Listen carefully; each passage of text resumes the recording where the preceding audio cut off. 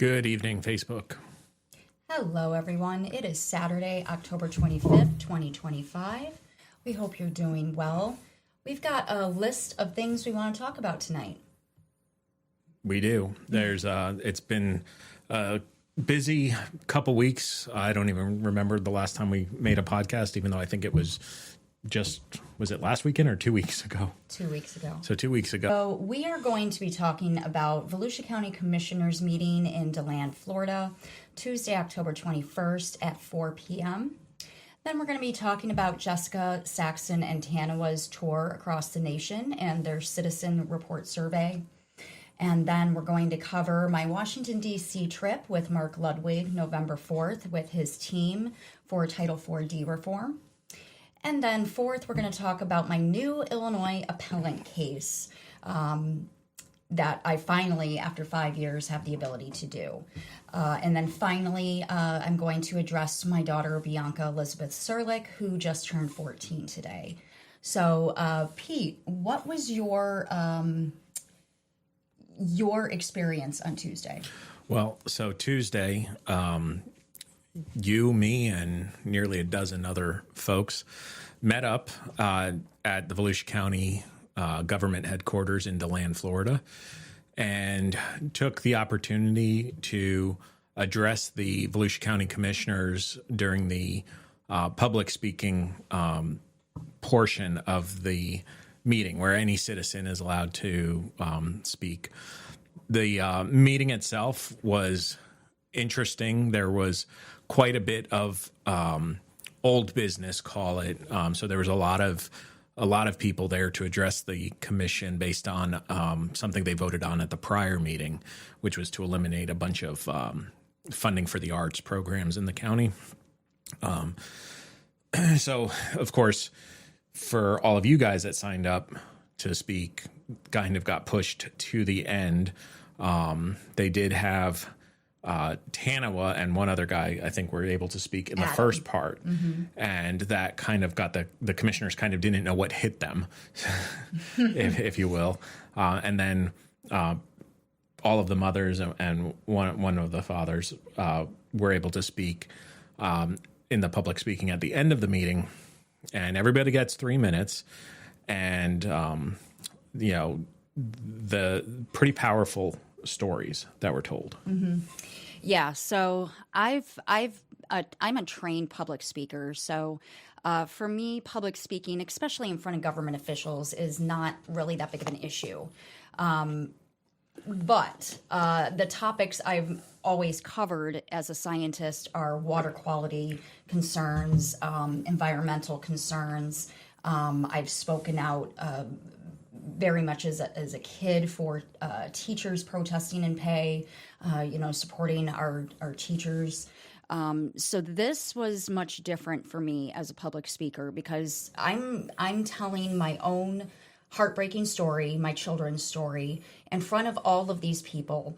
One of them I have spoken to as a scientist in our communities, and that's Jeff Brower. So I have spoken to him, and I had his sign in our yard. So I'm a huge supporter of Jeff Brower. He has a lot of concerns for overdevelopment here in Volusia County, Florida. So I've spoken to him multiple times about different environmental policies and concerns with the overdevelopment. So to stand in front of him and switch from a professional standpoint to talking about personal issues that I'm facing here in Volusia County, it was definitely nerve-wracking, to say the least. And then the commissioner's attorney was making quite the spectacle for most of the entire meeting. Even before our group spoke, he was laughing and just having a nice little side chat throughout all of the public speakers at the beginning. It was pretty disrespectful in general. I mean, disrespectful to the county commissioners too.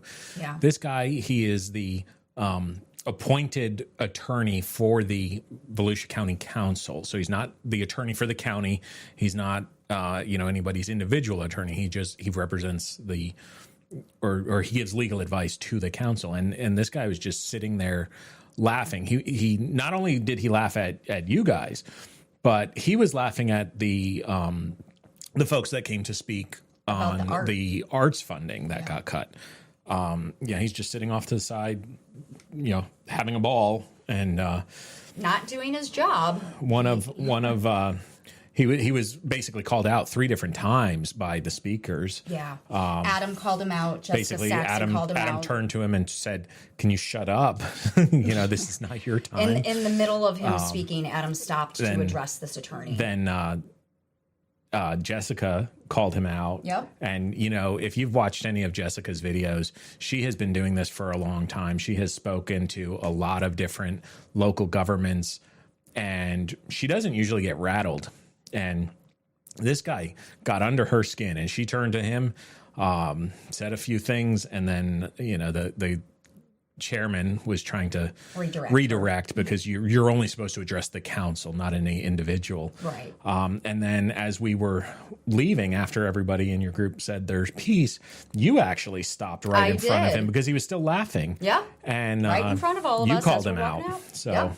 As I was walking past him, it's not like I went out of my way to walk past him. I literally walked right past him. So I stopped. The council chambers is not that big. Yeah. So I stopped and I literally said, "We pay you. You know that, right? We pay you. And you're just sitting here laughing and it's just so disrespectful." And then I just walked out. So 3 different people addressed this commissioner attorney. And it was definitely disheartening to see someone that's paid by the public and paid quite a bit, actually. I looked up his payroll from years prior. This guy's getting well into the 6 figures, like $250,000 a year. 2019, his reported pay was $253,000. Oh yeah, so he's getting more than that now. Oh, absolutely. So him getting paid, to be a member of the community, work for the public, and to make a spectacle like that, it was just ridiculous. Now, with that being said, do we want to show Jessica's video? Sure, okay, sure. Give me a second Let's here. bring it up. So Jessica Saxton released 3 different videos for Volusia County. Part 3 was Adam, and I forget his last name. I just have to pull it right from her. And then it included Janet Pottsick and I believe Tanawah, and maybe Jessica at the end. So that was part 3 of 3. Part 2 of 3 was a longer video because it was a compilation of all of us that, honestly, I was shocked how similar our stories were. Which one do you want us to show? So if we're talking about Jessica calling out the attorney, that's going to be part 1. There we go. Yep. All right. And there's a photo of him and everything. Make that video big so everyone can see it. There we go. To support and defend the Constitution. And you think it's funny? Sir, you think this is funny? Because I don't. It's disgusting what is happening. I don't know what you're saying. Because you don't care. Because you don't care. Because you don't care. Because you literally just told me that. Because you literally just told me that you don't know what I'm saying. My name is Dana Hanishjag, and I am the founder and executive director of Survivor Center. I am here to provide notice. This is in accordance with USCS Rules of Civil Procedure, as well as Rule 17 and Rule 20 from the United States Supreme Court. We are calling for a formal investigation into the family court practices and support for expanding advocacy services. As Mr. Downing was talking about earlier, regarding the indictment by information issue, we have a very similar issue going on in family court and in juvenile court. Our work has revealed systemic problems in the family court system. We have today a lot of affidavits. And when I leave here today, each of you will officially have been served with these affidavits of criminal conspiracy against judges that you are paid. I am here to ask you to take a stand for survivors of domestic violence and demand accountability in our family courts. Federal Code 18 U.S.C. 4, that is misprision of felony. And what that states is that whoever, now having knowledge of the crimes that are cognizable by any court of the United States and does not as soon as possible report these crimes to a civil or military authority, could be held liable. Survivors are still fighting for safety and custody in courts for years, highlighting the urgent need for judicial accountability and checks and balances. We are calling for a formal investigation into the family court practices and support for expanding advocacy services.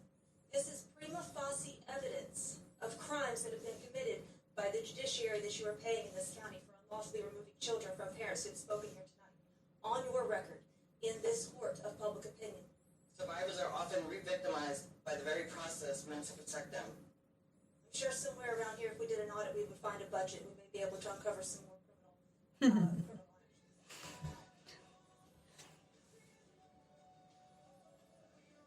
So that didn't actually have the part where she was calling him out, did it? Yeah. I'm zoned out. Zoned out there. Yeah, no, she literally called him out and she said, "You think this is funny?"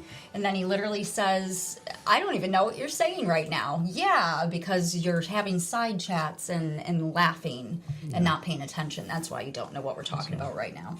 So yeah, so that was part one. That video was released today. Then she released part 2 yesterday, and then part 3 was released Friday. So she rolls them out in 1-day increments. So yeah, part 2 is very powerful. Honestly, several of the people that spoke, I did not know their whole story. I knew parts of it, but hearing them in the moment, you know, the parts of the story that overlap with everybody, right, is just it's an indictment on the system and how broken and corrupt the system is, and it does not actually protect children. It destroys families, is really what it does. Mm-hmm. It is built to destroy more families than protect children. Right. Yeah, and it's all revolving around money. Everybody makes money. The longer families stay in the family court system, everybody's making money off of each other.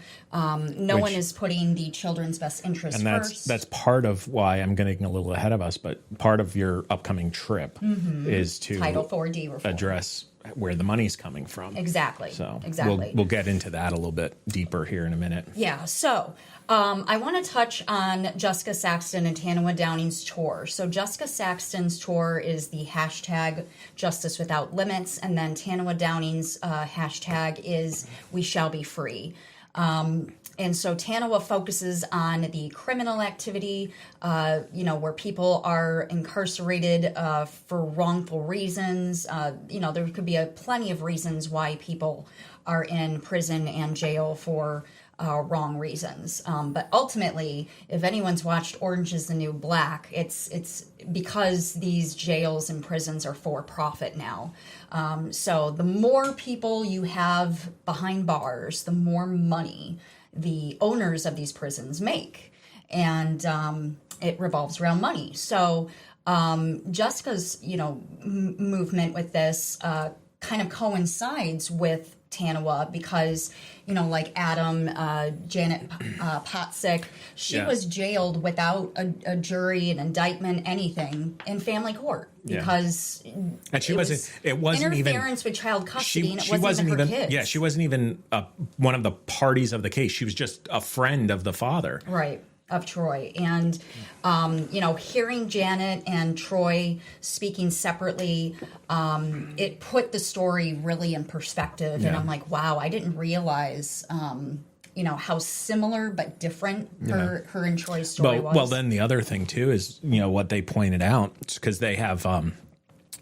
they had the same judge that you had. Yeah. She has since been removed from the Daytona family court. But is still on the bench. She's still a judge, not necessarily representing family court at the moment. I think we found out she was moved to probate court, which she can still ruin people's lives there, too. Yeah. But she could be in anything, including small claims court. Troy and what's her name? Janet. Sorry. I'm not good with names today. There's a lot of people that we're learning, memorizing names of. When they told their story, like they were saying how their Judge Upchurch had numerous emotional outbursts, walked out into the hallway outside the courtroom and threatened to throw the people in jail. Yeah. Yeah, just people sitting in the public area of the courtroom. Do you remember my very last conversation with Upchurch before she was removed from my case? When you threatened to take her to federal court? Yeah. Well, I've done that several times now, but I just kept repeating. It's not a threat. It is a factual statement right. of something that is going to happen. Oh, absolutely. I've just been building my case stronger and stronger. The more evidence I can have of what these people are doing to my children and I, the stronger my case is. So, that gives me a level of confidence when I do finally serve them with those federal complaints out of Middle District of Orlando in U.S. District Court. I will feel very strongly that I have a strong case, and they're going to have to scramble to try to figure out how to get out of it. Yeah. But no, the very last thing I said to her, because it was still revolving around my driver's license, it was that very last hearing where Alan Holt had submitted saying there's no point in having this hearing because her driver's license is already suspended. And so I went to that hearing, and of course, for whatever reason, Justin was there and then was complaining he was there. And it's like, it sounds to me, Justin, like Mommy Mary Serlick is forcing you to go and you don't want to be part of it. Well, last 5 years, you could have walked away from this insanity, but here we are. So, yeah, I was telling Upchurch, I just kept repeating, you are violating my constitutional rights right now. And then she just kept saying, I'm sorry you feel that way. But it's not a feeling, it's a fact. Hearing some of the stories, because there was at least 3 or 4 of you that all had Upchurch. Yeah. And look, folks, I am 100% positive there are even more parents out there that have had problems from the judges in the Circuit 7 court here in Central Florida area. But these, 4 of them that happen to meet up to address the county council are, at the point where, they've got almost have nothing left to lose. They are telling their story because, the way the system is set up, your options get limited on what you can actually do. The judges will sit there and say media to cover it because they're covering all the judges and attorneys. When you're trying to do the right thing and the legal thing and go through all of the legal steps, one, it takes forever because they have systematically designed the system to be as slow and complicated as possible. And then the other thing is the judges, they just make up stuff. They literally just make up their own rules. Yeah. One of the big things that has been essentially a law that's been created by the judges themselves is the idea of, to modify anything, you have to have what they call a material and substantial change of circumstances. Change in circumstances. Crystal Kolpak knows that real well. But when you point out to them, okay, this changed, and this changed, then they'll sit there and say, that's not enough. That's not enough. Yeah. Yeah. So it's there. That is very clearly. I'm coming across more and more people that are saying they are refusing to modify this ex parte and so then the question becomes: order. If that's not enough, Judge, you tell me what we have to do. Oh, we don't give legal advice. Yeah. Yeah. That's the other thing you'll hear from them. Yeah. And it's mind numbing is what it really is. And there's no. Half the rules that seem to be, presented to the parents in family court are not actually part of any statute. And then when you do actually point out a statute to them, what was Upchurch's response? I'm not familiar with that Florida law. Therefore, I'm denying your request. Mind you, there's a computer sitting right next to her at the bench. Isn't it her job? If you're not familiar with something, do you want to take a minute and look it up? Like that was mind blowing. And that was her very first impression of her. That was January 8th of 2025. Yeah, that was your first hearing with her. Very first hearing with her after Warren recused herself. Yeah, after Stasia, and I always say her name wrong. I know it's Stasia Warren, but I like to say it wrong just because she signed that November 19th or was it? Yeah, it was the 19th, November 19th, 2024 contempt order that is set in motion the last year of chaos. An elderly judge that should not have been legally allowed to make any decisions, blindly signed off on a contempt order after verbally saying in court and saying that she can't hold Heather in contempt. Then Justin's attorney filed some paperwork. Baldacchino of Rice Law Firm just and basically just hands the judge a proposed order, and the judge just signs off on that, completely forgetting about what she heard and told. And then I in get the an hearing. email 2 days later from her paralegal, Paige Russo. We weren't able to open your financial affidavit. Can you please drop it off to the office? I'm like, the order was already signed off on. So now you're telling me you never even looked at the financial affidavit. The order for awesome. The order now for contempt. The order for contempt, because you're not paying a ton of money. Yet to be in willful contempt, they have to review your financials. Yeah. And consider your financials, because if you truly don't have the ability to pay, which at the time you did not. Absolutely not. I wasn't even cleared to work at You were unemployed because of the accident. You were still getting medical treatment from that, and had no other source of income. No. Basically, I was covering us 100% at the time. And that's actually, that whole situation is what triggered me to switch my MBA concentration from human resources to marketing and create my own marketing LLC, because I was still in treatments for the car accident from April 15th of 2024. It was a bad car accident. I'm lucky I didn't get killed. Yeah, my car was completely totaled. My car was basically sandwiched between the guy that hit Heather from behind, the Corvette the was car in underneath front of us, and then there was the car in front of Heather crashed into the car in front of that one. So it was a chain reaction. It was a 45 mile an hour that guy impact. He was good. He was doing more than 45. Yeah, well, he claimed he claimed his brakes didn't work on a nearly brand new Corvette. Yeah. So. But no, before you arrived on scene, he was underneath your car. Yeah. And then without, common sense says you wait, because you don't know what you just did. No. You wait until EMS. No, the guy was ready to drive away. He put it in reverse and pulled out from under and then dropped. He literally tried to drive away while the cops were there, and all of his airbags had blown. Yeah. So it's just this contempt order has caused chaos in my life for almost a year now, because it's almost 1 year since it was signed.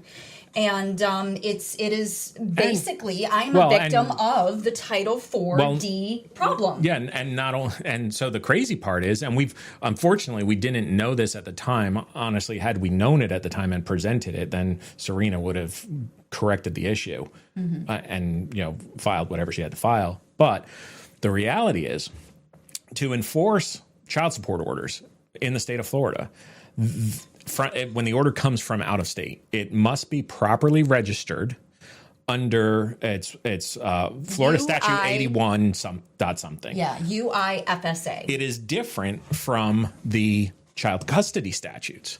So if you have an order that has both, you actually have to register it under both statutes.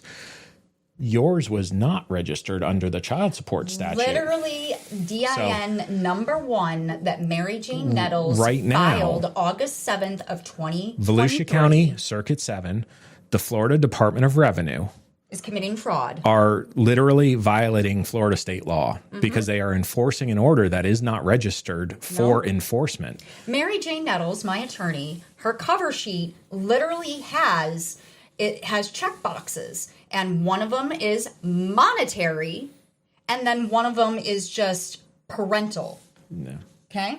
So all she checked was the parental and then non-monetary. So Justin's attorney, Serena Baldacino, failed to ever, at any point, register that 3-page Illinois order under UIFSA for monetary. So what they're doing is fraud. So right now, it's basically in the hands of the 5th District Court of Appeals to actually look at what happened in the case. And my first appeal is just what the actual Florida state law is, and make a decision. Now, it sits because they have 6 months before they actually have to make a decision. And actually, there's no definitive time when they have to make it. Usually, they make a decision within 6 months, 180 days. Yeah. So I'll be in Illinois appellate court before then. Back to Jessica and Tanawah's tour. We did get sidetracked. They have what's called a citizen report survey. And the link will be in my YouTube channel, as well as I'll add it into the comments of this Facebook Live so everyone can click on it. If you have not already, please fill out that citizen report survey. It basically is telling Jessica where the hotspots are in the country. And then please share that Google form with everyone local to your area, because the more people that fill out that form, the more Jessica can find the hot spots. Now, she came to Volusia because quite a few of us filled out that form, and it was a blaring red flag that Volusia County Circuit 7 is a hot spot. I mean, it sounded like you guys had one of the largest get-togethers of parents that Jessica's come across. We were the largest group thus far, and they're only going to get bigger. Yeah. The more people talk about her videos, share her videos, fill out that citizen report survey, the larger these groups at the county commissioner meetings are going to get. So, the meeting on Tuesday definitely kind of set the precedent, I think, for moving forward with what she wants to do with this tour. And I am 110% behind her. That woman is a powerhouse. And I told Jessica, I'm like, you need to get in the White House, or, at least something in DC, congresswoman something. She's got the tenacity and the patience to be in a role like that. Yeah, and the whole time that she's traveling around the country advocating and for other families, supporting other families and pushing forward with her efforts. She has her own case going on. Yeah. I know this was all started because her kids were just taken out of the blue, just like mine were, just literally kidnapped. So I'll put the Google form link up in both the YouTube, so it's on the podcast platforms, as well as in this Facebook Live. So please fill it out if you have not already. Share.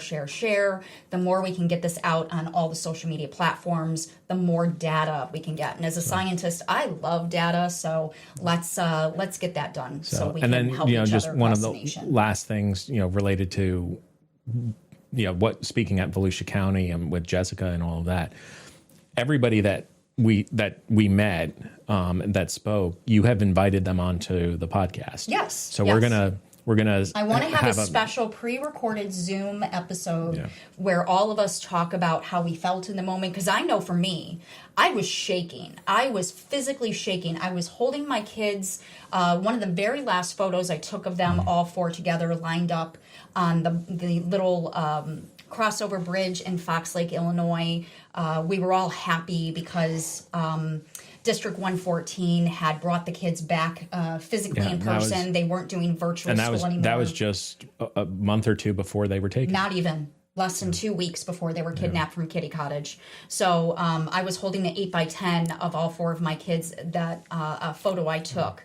And you could see my hand shaking. And you can, if you look at the kids' faces in the photo, you can tell there was no reason to separate them from their mother at all. Absolutely not. So. No. As a public speaker who has literally given speeches in front of many mayors, several governors now as a scientist, I was incredibly nervous because for the first time in my life, I'm talking to the public and these Volusia County commissioners about my personal situation with my children and what my children and I are going through. And it brought on a whole new level of emotions for me as a public speaker. So I definitely want to give everyone a spotlight to talk about how they felt in the moment. Was it empowering? Were you fearful? Did it feel good to get it off your chest? How has that public speaking event helped you? Because I guarantee there's going to be more. We are definitely going to go back. Yeah. And speaking of public speaking, you have another thing coming up. I do.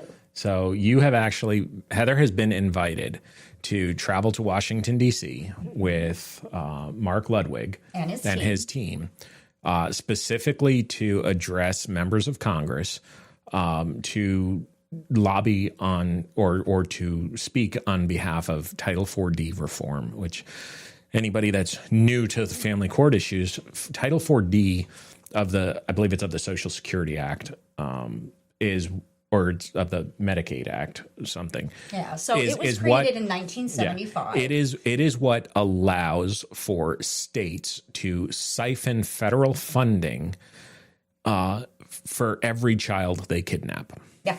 And place into the system. Yeah. And so that is why CPS investigators have a quota. They have a sales quota. Yeah. Like they're literally selling children. I mean, the more children they take from their families, the more money they get from the federal government through Title IV-D. We're not making this up. I mean, this is nationwide. You talk to you can just go on YouTube and search for it, and you're going to get a trove of videos of retired and former CPS workers from across the country, and almost every single one of them is going to point out that they had quotas that they had to remove X number of kids each month. And not only did they have to remove them, they have to keep them in the system. Yep. And that goes for the CPS workers and the guardians ad litem, because the guardian ad litems, they get paid because the kids are in the system, and they can say, oh, we have to represent the kid. Oh, no, it's not appropriate for them to return home yet. And then as the state adopts them out, which is they get adoption credits. Where the selling comes in, they sell the children to new adopted parents. The states get a kickback from the federal government for adopting them out. One of the mothers it's disgusting. Yeah, it is legal child trafficking. One of the mothers that spoke at the Volusia County Council meeting, her daughter was taken. Her daughter was Isabella, and they had very quickly told her that she was never getting her back, and she was getting put up for adoption. And she has been fighting. That mother has been fighting for 5 years. Yeah, so just as long as you. Is the exact same amount of time as me. And her story is very similar to mine as well, where the child was in, I believe, New York, right? Yeah. Yeah, New York. And then Florida dragged the child back down. Well, the family was originally from New York. They had moved to Florida, and DCF got involved at some point in Florida. Everything was dropped. The family moved back to New York, and then they go up there, DCF worker, the guardian ad litem, actually went up and took them back to Florida. So another similar but different story. Yeah. It's just disturbing. How similar our stories are. So that with your Washington trip, that leads me to the Washington D.C. trip. I've already booked my flight, and I already have a hotel roommate at the Holiday Inn. And then we have a busy day November 4th. So I'm going to be flying in Monday, November 3rd after I'm teaching for the day. So I'll work a full day on Monday and then fly up there. And just for people who may not know, who is Mark Ludwig? He is from St. Louis, Missouri, and he was affected by the lack of laws in Missouri for 50-50 custody. So he lost a lot of time with his own son, and because of that, he started really advocating for 50-50 custody in every single state. Yeah, and so he's Florida actually was one of them. He's actually essentially responsible for lobbying the Florida legislature to change the laws in Florida shared parenting laws to get it. So here in Florida, this is the mind-numbing part, right? If Heather's case originated in Florida, the starting point would have been automatic 50-50 equal custody between mom and dad. But because it was the Illinois court that issued the order, even though they didn't have jurisdiction to legally issue it. No, neither one of us were residents of Illinois, so why would they sign an order? They made it 100% and 0%, and Florida is just sitting here, la, la, la, la, la. We didn't hear 50-50. We don't know what 50-50 is. We can't change anything. You don't exist. We're going to treat you like There you're dead. hasn't been a substantial but by change. the way, you have to be Justin Serlick's ATM. Yeah. But you don't get to even talk to your kids on the phone on their birthdays like today. Yeah. This is 5th birthday that I've missed of my daughter Bianca Elizabeth Serlick. 5th birthday. I missed her 2020, 2021, 2022, 2023, 2024, and now 2025. Thanks, Justin Serlick. I'm so glad that you're holding my children hostage while stealing my teacher's pay. So Mark has created this training program on his website, St. Louis Mark, I believe is his website. I'm going to put up his website link. Any links that we mention, any groups that we mention, Heather will have all of the links in the final. So he's got 2 different training programs on his website.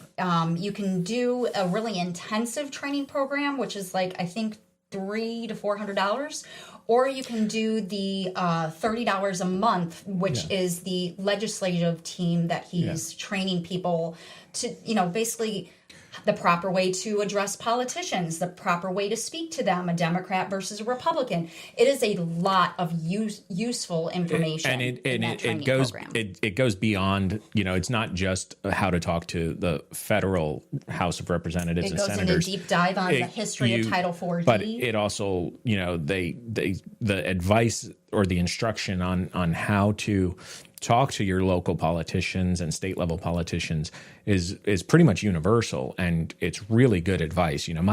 My background is I have a degree in political science, and from the time I was in college, there were several big time politicians. Senator Elizabeth Dole actually launched her Senate campaign at my college in the gymnasium.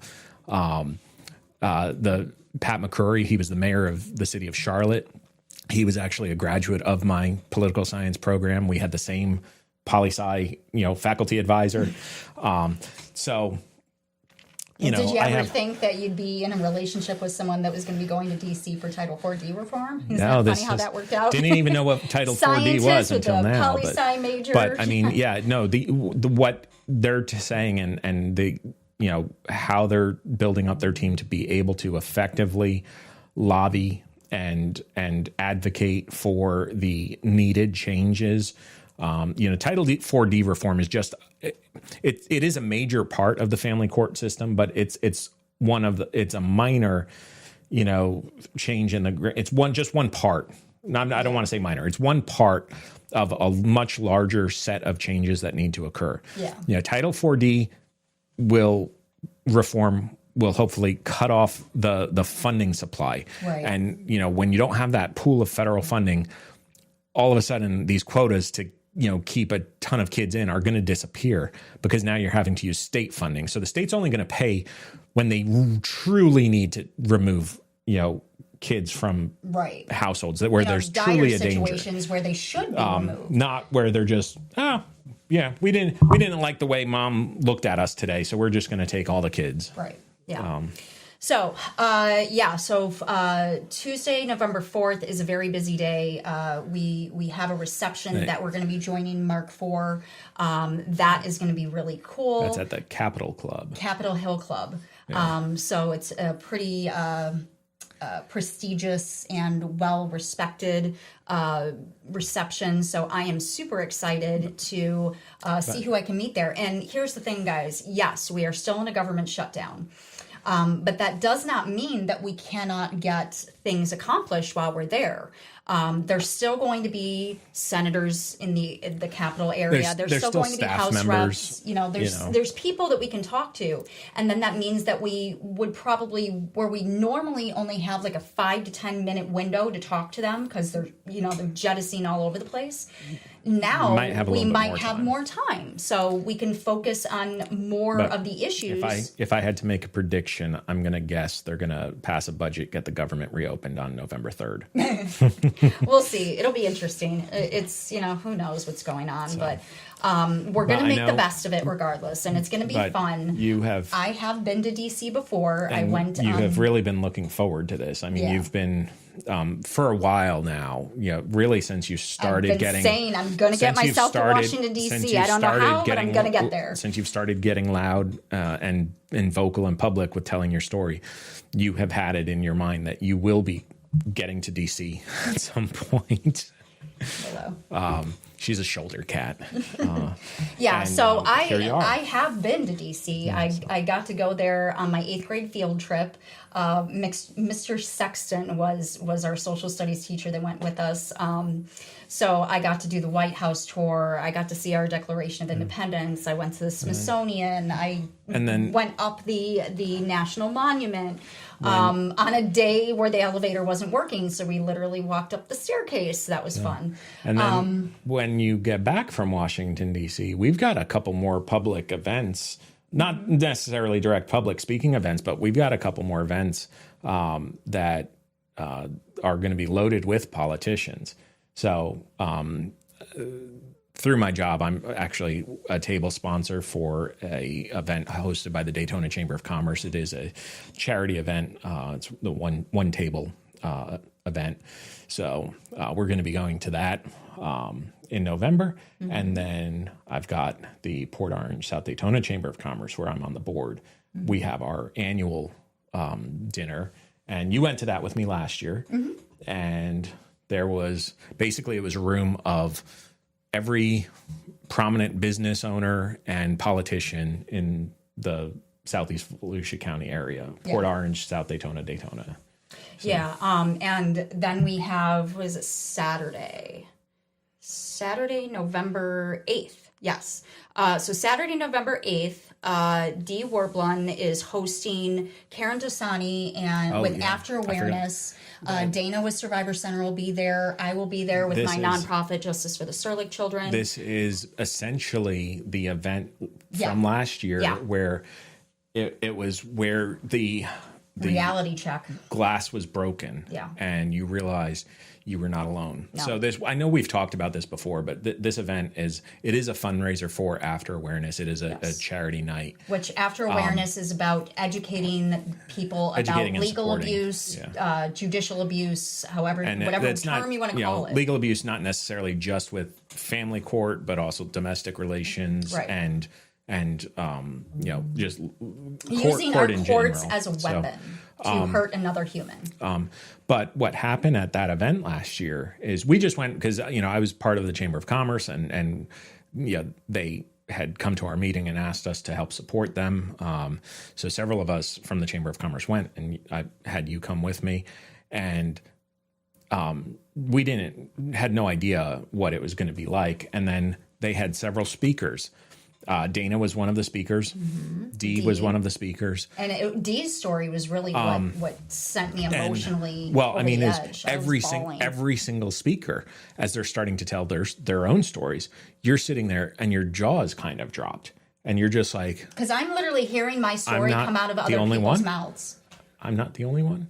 And then, by the end of it, you're just full on bawling. People are coming over, hugging you, giving you tissues. Me their phone number. I'm phone here numbers, to support cards, you. Yeah, a lot of business cards, phone numbers in my phone. And that was really what started you connecting with some of these people, connecting with some of these other organizations, getting some help. Searching for family court corruption and CPS corruption in the Facebook groups. And then I figured out that there are hundreds of them everywhere. And it was I don't know why shocking. I never thought to look about that before. Yeah, so that was last November. So it's been almost a year, and you've just been... no, I think that was mid-October. Okay, it was right before Bianca and Tommy's birthday. But it was... This year it's in November. But it was, ever since that night, you have just been realizing, okay, it's time to tell more of my story. It's time to get louder. It's time to help other people. Do you remember what my New Year's resolution was? I even said it on Facebook. I should, but I don't. been a wild I year. literally said, and that's what I'm getting at. I literally said 2025 is going to be big. Mm-hmm. I am getting loud. I'm telling my story, and it's the people that are holding my children hostage are going to get a reality check of just how much I can get accomplished. And look what I've gotten accomplished in less than a year. You have just first of all, you connected with a bunch of folks. Mm-hmm. You have Part of multiple national movements. You have gotten a bunch of resources to help you with your own case. A ton of resources I didn't have 1 year ago. You formed your own nonprofit. Yep. Well, actually, you've formed 2 nonprofits and a business. An LLC. 2 501c3s and an LLC. And both of your nonprofits, just by the way, congratulations. Both of them are now fully registered and approved, authorized by the IRS. For tax exempt, yeah. They're both fully tax exempt. People can make donations. People donate, it's tax deductible. Heather is going to have a link.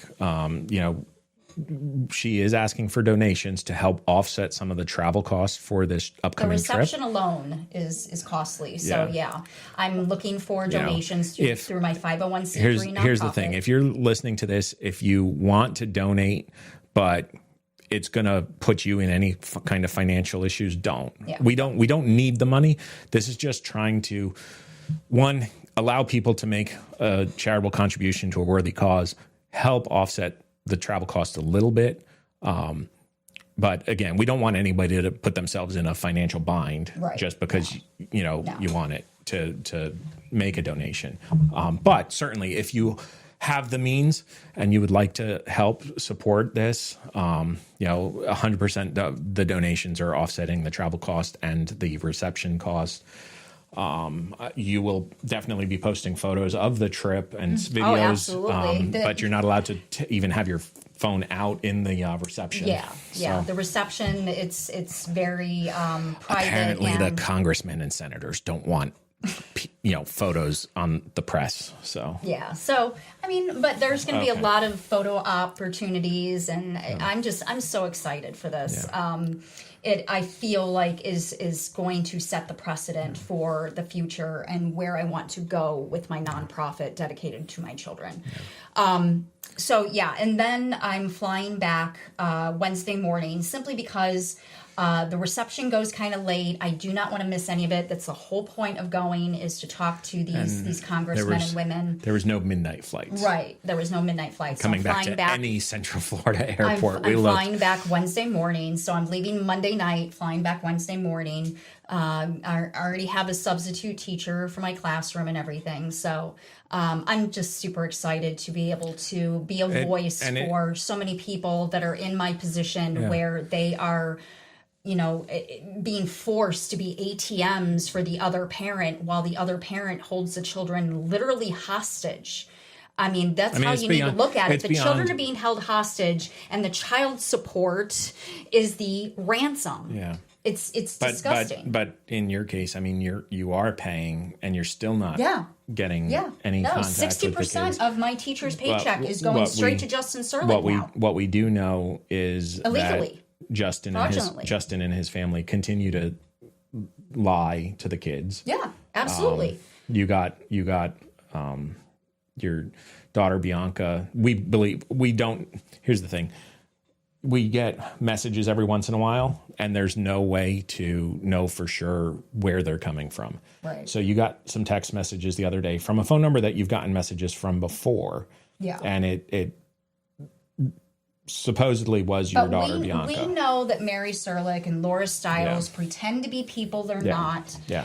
But they create fake profiles. But this seemed like it was coming from a 13-year-old. As a public school teacher teaching 9th through 12th grade, the grammar was definitely in line with Gen A and a child that plays Roblox. Yeah. So unless Mary Serlick or Laura Stiles are learning Roblox lingo, I feel very strongly it was at least one of my children. Yeah.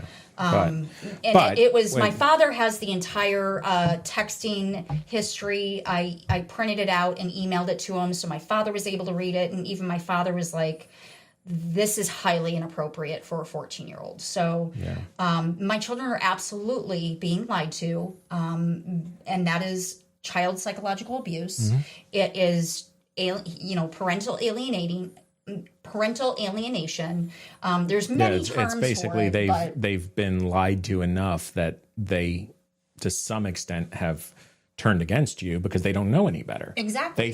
They think you're the worst person on earth because they've been told that you just left them. The very last conversation I ever had with Bianca Elizabeth was December 6th of 2021. I was in my RV at the Nova Family Campground here in Port Orange, Florida.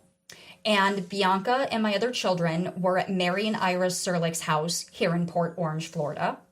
So I was literally like 5 blocks away from my children on the Zoom video because they were refusing to allow me to see my children in person. And the Illinois court, while that dependency case was open, was requiring me to have weekly Zoom videos. Yeah, because as soon as my that was attorney and closed. I started complaining, why can she not see and speak to her children through Zoom? But then we figured out that Mary Serlick was controlling the entire meetings. So, or it would be Justin sitting off to the side, and my kids would kind of keep looking off camera. It was so obvious they were being controlled and being told what to say. The one Zoom that you did have with Charlie for his birthday that your attorney had negotiated with here in Florida, that was 2 years ago. Yeah. During that, you could hear some voices off camera. Yeah. So the very last thing that Bianca Elizabeth ever said to me, and at the time she was 10 years old, she had just turned 10. So imagine a 10-year-old child saying this to you. Grandma Mary told us that you gave us up for adoption in Illinois, and that's why Dad has us and we're living with his parents. And it's all lies. You never gave the kids up for adoption. If I gave them up for adoption, that means I wouldn't be paying child support. No. That's how that works. If you of let go of all parental rights, that means you no longer see or speak to the child again. You are not their parental legal guardian. And you also have your child support, if you ever were ordered to pay, terminated because you adopted them. So, Bianca, when you listen to this and watch this someday, this is what's going on. Yeah, you never willingly gave them up. Absolutely not. You never voluntarily gave them up. Absolutely not. They were stolen and kidnapped from Kitty Cottage Daycare at 5 p.m. October 8th of 2020. You have hundreds of text messages and emails and thousands of pages of court documents at this point that you literally, from the moment Elizabeth Tevis showed up. Right. Yeah. Yeah. Everything. Here's the thing, guys. Don't mess with someone who's been in human resources and payroll and taxes since 2000. Our job literally requires us to document everything. But everything. We keep every email. We CC everybody. We do red receipts. Down. We keep everything. When your case started, it started very similar to a lot of other people in that, Child Protective Services shows up, makes allegations, ultimately takes your kids away, and then you're told you have to do everything on this list if you ever want to see them again. And you did everything on that list. Yeah. But then as soon as you'd complete the stuff on that list, they would change the list. They would add more. They were constantly moving the goalposts. And this is what they do to everybody. And then they would change caseworkers. And the new caseworker would tell you, well, the old caseworker said you didn't do anything. Yeah. Yeah. I literally have text messages to this day still physically on my phone because every time I upgrade my phone in the last 5 years, I transfer all of my previous text messages to that new phone. So I always have them readily available if for some reason I need them. And there is a software you can get that downloads every single text message, and then you can actually save it as a PDF file. And so that's what I did with that phone number that we believe to be Bianca Elizabeth. That is now saved as a PDF, and that will be submitted as evidence in Florida Circuit 7 with my new judge. Yeah, that along with a copy of the letter you got. The the language in the handwritten letter and Yeah. then these text messages. She just literally speaks. is saying, if you ever try to kidnap me, I will so kill you. My Justin, 14-year-old daughter is literally saying, if you ever try to kidnap me, I will kill you. Which means Justin and his family have told her that Exactly. you were going to kidnap her. Exactly. Which couldn't be further from the truth. If Exactly. you were going to kidnap her, you wouldn't be trying No to fight in 14-year-old court. says something Yeah, like that. so That is not, it's, I don't care who you yeah, are. That is it's- not normal No, thought it's- process, it's- behavior. it is- that it- is it- that is it lines evidence up. of her being abused. It fully lines. is all that is. It fully lines up with the email you received from Mary Serlick, Justin's mother, Bianca's grandmother, where Mary Serlick basically told you that she was making it her mission in life to make sure your kids hated you for the rest of Yeah. their lives. Yeah, that was a while ago. Yeah. So yeah. Not Anyways, to get so bogged down anymore. We kind of So- going pretty dark there. so DC, the DC trip is gonna going be to be good. productive. It's going to be a learning experience for me. And I'm hoping that this is the beginning of something much bigger with Mark Ludwig's team. Now, So I'm so excited for next this. on the agenda for tonight, on our last podcast, we had talked about Heather's hearing that she had in Illinois Circuit 19. Yeah. And ultimately, we talked about how, we were really viewing it as a win. Yeah. Because it allowed Heather to gave actually me- file and get into Illinois District 2 Appellate Court. Yeah, it gave me So, the ability to file this you have notice of appeal. Officially appealed, and you officially have a appellate case number. And it's wild seeing the differences between Florida and Illinois in the court system. Illinois definitely loves to waste People resources. who think Florida Is bad. is bad. Illinois, see the hoops does we need to jump through. Illinois does stuff that is just asinine, Yeah. a waste of time and money. Notice of filing. You have to file your appeal, and then you have to file a notice to notify them that you filed an appeal. Yeah. I'm not even kidding. And the clerk even said, it's just a formality. Yeah. Why does that formality exist? Yeah. And the only thing Pete and I could come up with is when you file this notice of appeal, and these two documents we're discussing, of course, will be scanned and be a Google Doc link so you can review them yourself, because I'm all about truth and transparency. So you file this notice of appeal, and here's the other really good thing that I was not aware of, that I just learned about. So I had printed and spiral bound, 2 different books. So this book, I have no idea if you guys can see that clearly. Yeah, it's pretty clear. And then the bigger Bible is the Guide to Illinois Civil Appellant Procedures. So I have a very similar book printed for Florida Appellant Court. So, I'm reading through these and I'm looking, it literally gives step 1, step 2, step 3. And then it literally says under step 1, within 7 days after filing a notice of appeal, which I've done, you must serve the notice of appeal on the other parties, which I did the moment I e-filed it. I emailed it to all parties. So not only did I mark e-file and serve, but I also personally served it to their personal emails. And then 2, file a notice of filing. File a notice of filing, that's the word, with clerk of the appellant court, and include proof of service that says you have sent copies of the notice of appeal to the other parties or their lawyers. So basically, come to find out, when I file this notice of appeal, even though I'm saying I served them, the appellant court does not serve them with... No, because what happens is you file the notice of appeal in Circuit 19. Circuit 19 forwards it to the appellate court. Right. The appellate court gives a case number and just sends you a letter with a case number. Right. So it doesn't share the case number. Yeah. So basically, I got this emailed to me this week. So a lot has happened this week. I got this, and actually, I think it was the 23rd. So it was the day after our Volusia County Commissioners meeting. So Tuesday was the Commissioners meeting. Wednesday, I get this emailed to me halfway through the day. And it is, it's my case number, which is, and this is Illinois Appellant Court 2nd District in Elgin, Illinois, which is not Lake County, it's Kane County. So I have managed to finally get this out of Lake County, Illinois.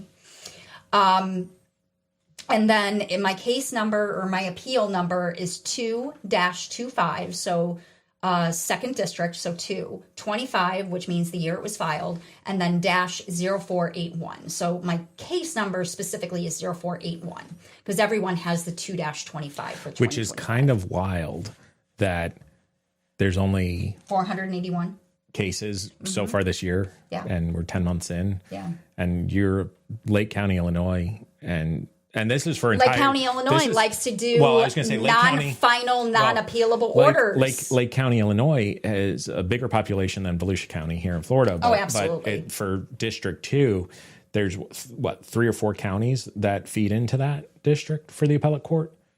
I'm not sure. I think they cover multiple. I mean, obviously there's at least 2, but if not more than that. But anyways, this letter says the notice of appeal in the above cause was received and filed in this office today. This appeal has been docketed as number 2-25-0481. Pursuant to Illinois Supreme Court Rule 312, an appellant must file a completed docketing statement together with proof of service within 14 days of the filing of notice of appeal. The docketing statement must have an attached copy of any written request to the circuit clerk or the court reporter for preparation of the record on appeal.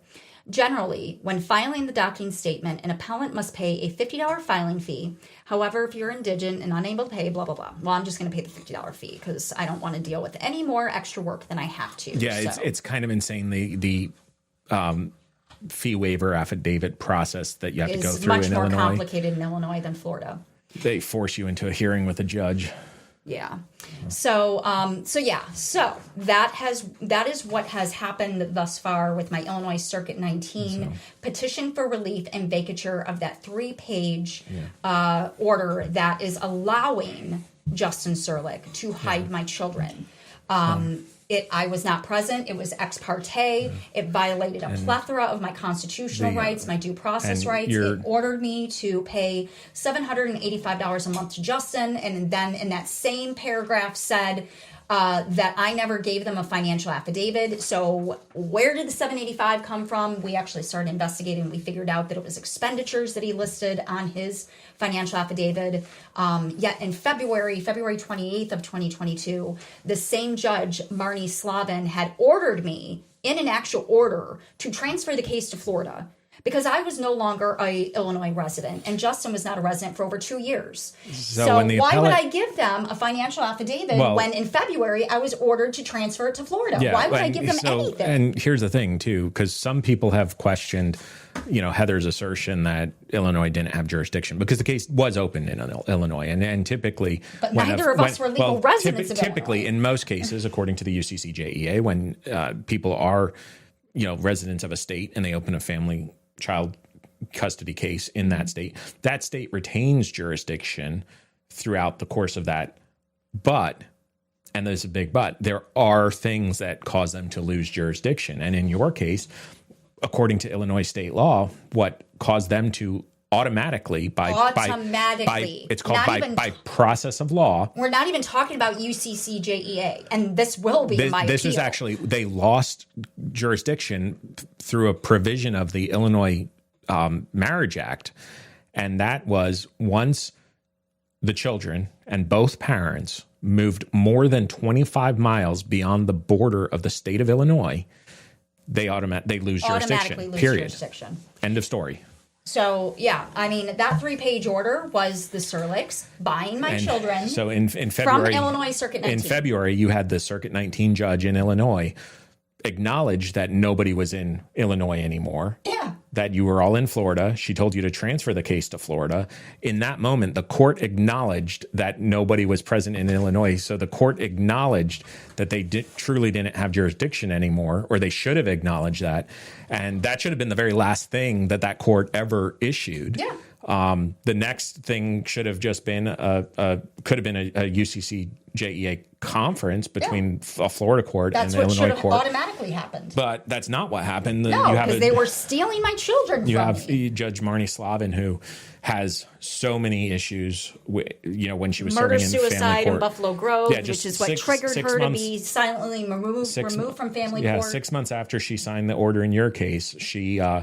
There's speculation, if you go on to some of the investigative reporting in Illinois, that she Well, she lifted a protective order against somebody, and then that person went and basically killed himself and his entire family. And then he killed his family and then killed himself. Yeah, It was a murder-suicide.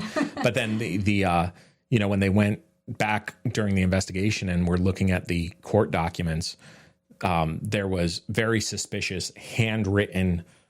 There is notes absolutely docket that manipulation. Seemed to be added after the fact. So something that we talked about in Jessica's last Sunday meeting, because Jessica Saxton has been holding Zoom calls on Sundays, and, just talking about her tour and where she's going next and what the game plan is. So one of the things that was brought up that I wanted to bring up, but someone else also brought up in that meeting, was docket manipulation is a federal crime. And there's no way around it. It is a crime to manipulate court documents. And so many, especially in my Illinois Circuit 19 case, 20F422, there are so many handwritten modifications on these documents. And then sections that were squeezed in after the judge signed it. It's so obvious it was manipulated. And then you have stuff they're not even trying to hide it. It's obvious. Then you have stuff that shows up in the docket 9 months later, dated as if it was filed on time. So this is as a third party looking in at some of this the documents. Okay, in my profession, the regulations I have to follow and the documentation I have to follow, it blows my mind that court officials, whether it's the judge, clerks, paralegals, whatever, the fact that they get away there's no oversight with some of this stuff is just mind-blowing. There's no oversight. But I'm going to have fun with my Illinois appellant case because I'm going to be throwing everyone under the bus. And that I'm a writer. I'm going to write. I'm going to call everybody out in writing in that public record. Generally, one of the benefits of appellate court is it's primarily focused on the documents. So you don't have to, there's not back and forth, in-person hearings. The judges the law is 110% on my side. They may, ask for oral arguments. No way around it. They may ask for oral arguments, but generally everything's focused on the written brief. And so that's basically the next thing we're working on is to get that done. I know. Well, I've also got my third Florida Circuit 7 appellant case. Which you just got the record today. Just got the record on appeal, synopsis of it.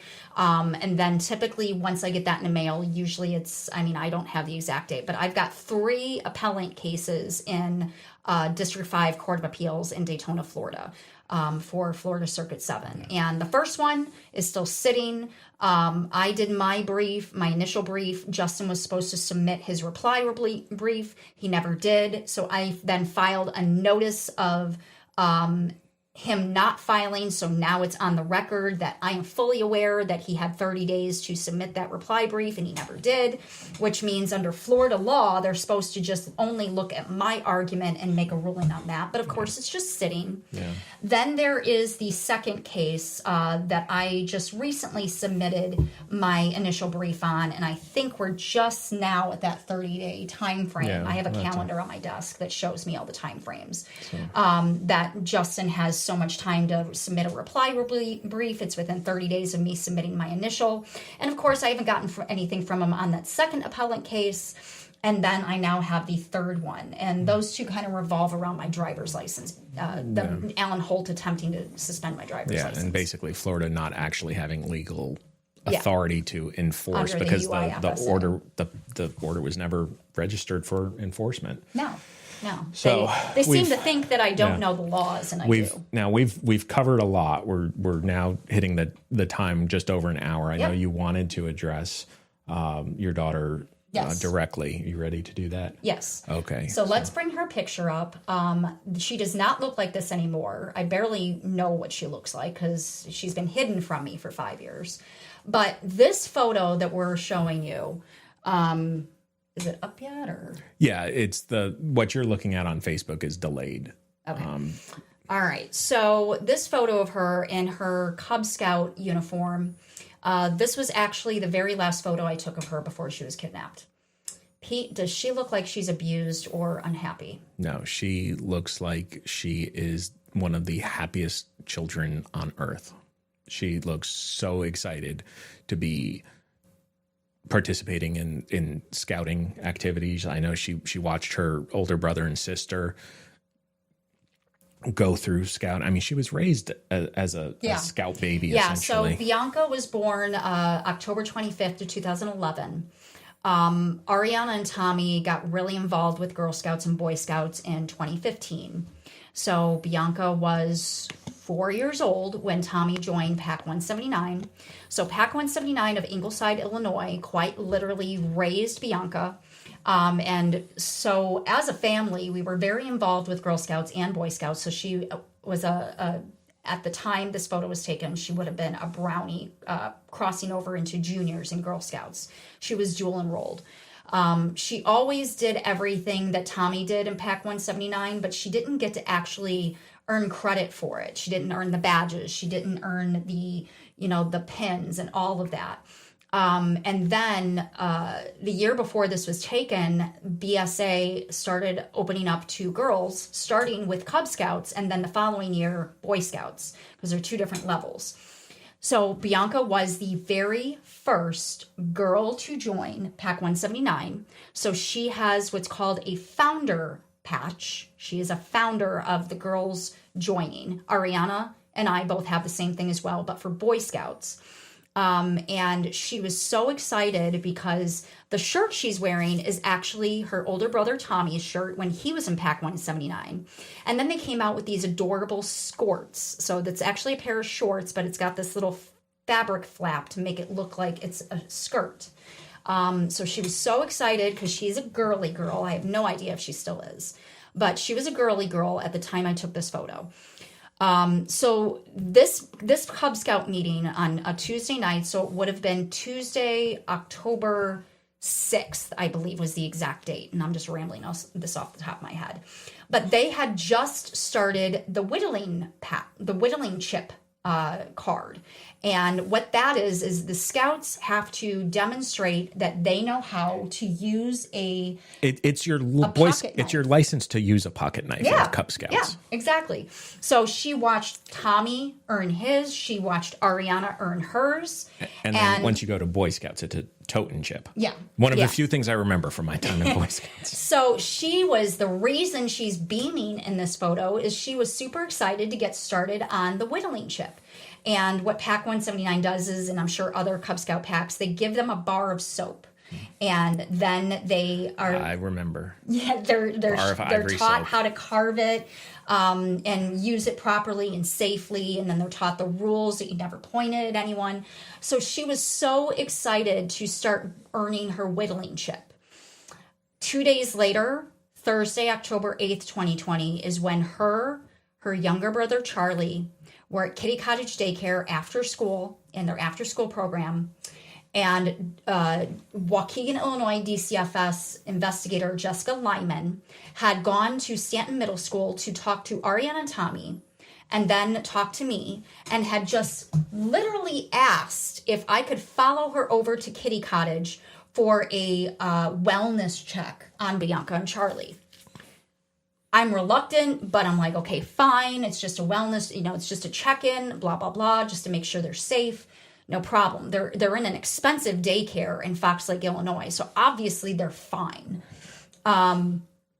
So I drive Ariana and Tommy over in my van, and I go into Kitty Cottage, and I'm immediately pulled off to the side into a small room, like a tiny room that I'd never been in before, even though my kids have gone to daycare there for over 2 years. I had no reason to ever go in this tiny room.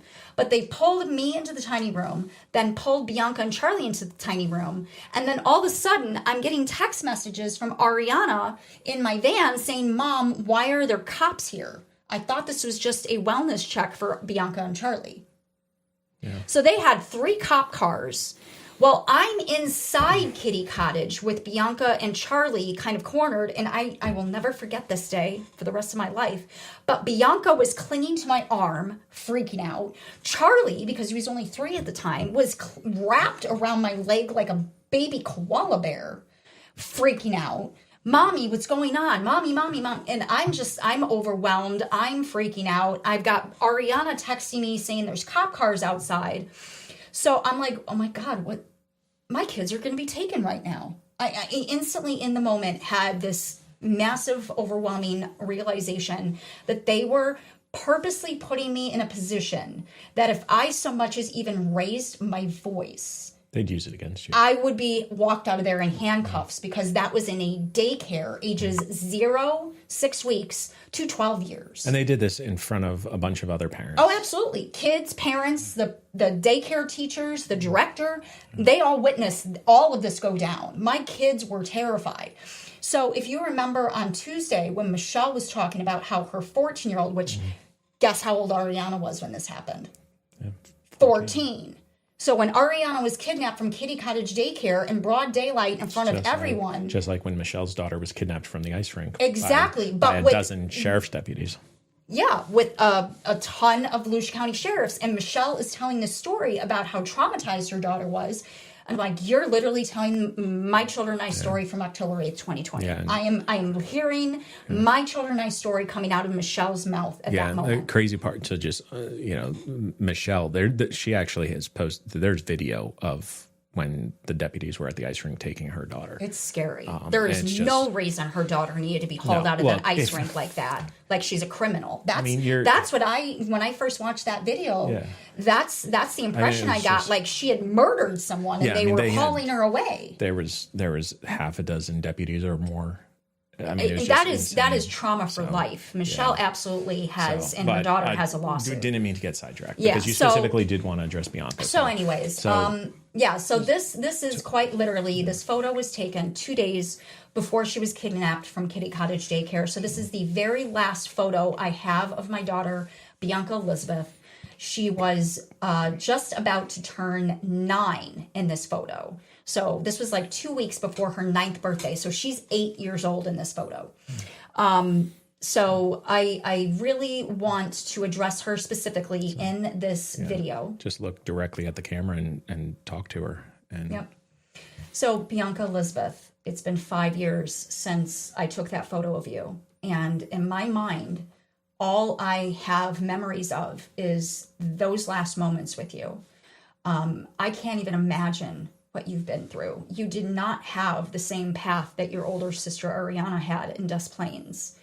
You were shuffled away with Charlie to someone named Miss Courtney in Oswego, Illinois, and you practically disappeared from my life.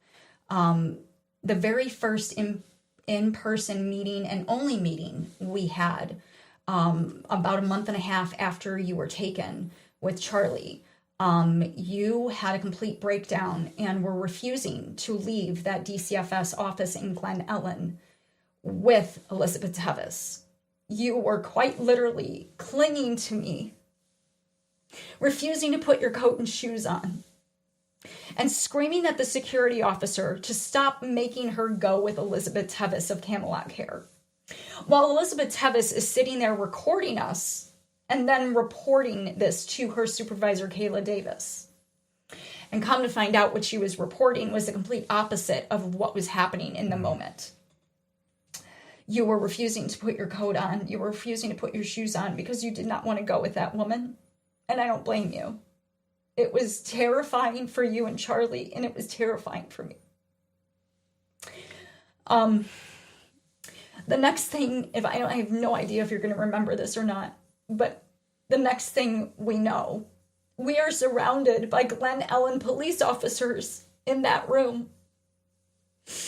And they were basically telling me that if I didn't leave the room and allow Elizabeth Tevis to take you, even though it wasn't me that was upset, it was you, that they were going to arrest me in the moment. So I had no choice but to comply, even though you were quite literally begging me not to let them take you again. I literally tucked my feet under yours behind you, and I was holding your hands and scooting you out the door. And then because I had a handicap placard, my car was right next to the door. in the parking lot where all these officers were watching this unfold and just standing there in silence. You had clung on to my driver's door handle, begging me not to put you in the car with Elizabeth Tevis. And I had to pry your fingers off my car handle and put you in Elizabeth Tevis's car. And I will never forget October 8th of 2020 at Kitty Cottage for the rest of my life. I will never forget that meeting where you were begging me not to let her take you again. You kept saying it over and over again, "Mommy, please don't let Elizabeth take me again." Even though Elizabeth wasn't the one that took you the first time, she became Jessica Lyman. And I watched you guys drive away. Well, I sat there and had a complete breakdown in my car and had an 1.5-hour drive back to Round Lake from Glen Ellen, where they forced me to meet you instead of letting me meet you somewhere local. And after that, I never saw you and Charlie again because Elizabeth Tevis twisted what happened that night and said that I was the one that was causing the problems. So they used that as an excuse to cut off any and all contact. And now that I've heard so many people's stories across this nation, it is so obvious it was because they were trying to break the bond you and I had as a mother and daughter. And then ultimately you were sold to your non-custodial parent, Justin Serlick, August 11th of 2021. And then Elizabeth Tevis drove you guys down to Florida, trafficking you across multiple state lines illegally with no due process, violating a plethora of my constitutional rights because I still had legal custody of both of you. I still had full legal custody of all of my children when you were shipped down. So quite literally, the Serlicks bought you from guardian ad litem Kathleen McGee and Judge Christopher Morozin of Illinois Circuit 19. And my attorney was so aware of this that after you guys were shipped down here, he literally told me to get my RV towed down here to Florida as soon as possible and start documenting every attempt to talk and see you and then open a case here in Florida. And that is exactly what I did. My RV has been physically down here since December 6th of 2021. You guys have been down here since August 13th of 2021. And that RV has been down here since, and I have been desperately trying to see and speak to all of you. And it is Justin Serlick, Mary Serlick, and Iris Serlick that is holding all of you hostage and lying to you about everything that has happened the last 5 years. I want to tell you that I am so sorry that all of this happened. And I can't even imagine the amount of trauma that you have been through. I've lost 5 years with you. You are such a beautiful young girl that has had your entire life stolen from you, just like your siblings. And I want to wish you, hopefully, a happy birthday. You turned 14 today, and I wish I could see and speak to you. I wish I could be there to help you with your academics. And I wish I could be involved with whatever activities you're involved with. But I can't be because of Justin Serlick, Mary Serlick, and Iris Serlick, and I will continue fighting for my ability to see and speak to you.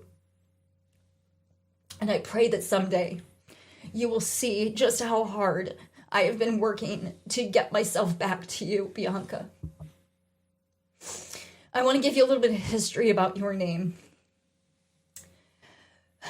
I grew up with my grandmother and my mother watching Channel 7 daytime soap operas. All My Children, One Life to Live, General Hospital. It was literally in that order. All My Children. There is a character named Bianca Montgomery. She is Erica Kane's daughter. And out of all of the actors and actresses in All My Children. Eden Regal, who played Bianca Montgomery, was my favorite actress. So I chose Bianca for your first name, so you are named after Bianca Montgomery of All My Children. Your middle name, Elizabeth, is from one of my favorite book series I read at your age, Sweet Valley Twins and Sweet Valley High. The twins' names were Elizabeth and Jessica. And Elizabeth, her character was very similar to who I was at that age. So I chose Elizabeth as my favorite character from Sweet Valley Twins. So you're named after a soap opera character and a book character, Bianca Elizabeth. I love you so much. I miss you so much. And I am so, so sorry that this has happened to all of you. And I don't even know how I'm going to help you guys work through all of this trauma the last 5 years. But I promise you, I will be there to help you when you are ready. I love you, I miss you, and happy 14th birthday. Thank you, everybody, for watching, listening. We appreciate your support in this. This has been Heather's podcast, Justice for the Serlick Children podcast. And we're going to leave it at that. So, again, Have a good night, everybody. Thank you so much, everyone, for listening. Have a good night.